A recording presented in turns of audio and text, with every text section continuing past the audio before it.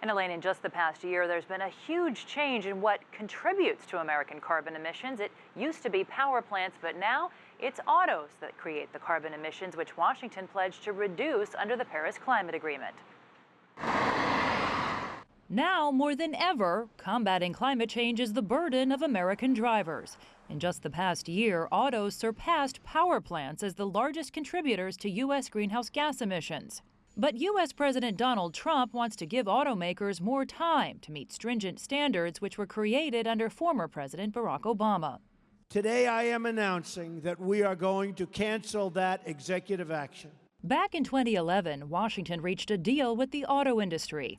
Carmakers promised their vehicles could run about 88 kilometers on each gallon of gasoline by 2025. In exchange, Washington gave the industry a midway review to make sure they could reach the target. But before Obama finished his second term, his administration decided to lock in the targets. Trump is putting that rule in reverse. We are going to restore the originally scheduled midterm review, and we are going to ensure that any regulations we have protect and defend your jobs, your factories. Before Trump's decision, automakers claimed they would spend more than $200 billion to comply with the targets, potentially endangering more than 1 million jobs. I just want to make clear that what we've asked for and what you've responded to is to reinstate the review.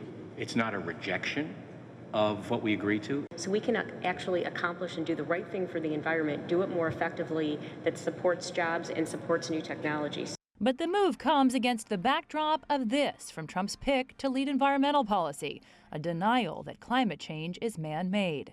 So no, I would not agree that it's a primary contributor to the global warming that we see.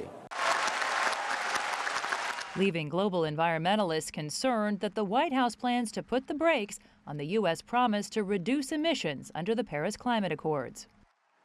And on Thursday, we'll see what Trump's first budget means for environmental protections. We are expecting very deep cuts to the Environmental Protection Agency, which oversees Washington's commitment to that Paris Climate Agreement. And Jessica, we're now learning that changes having a devastating impact to the Great Barrier Reef in Australia. So what do we know there?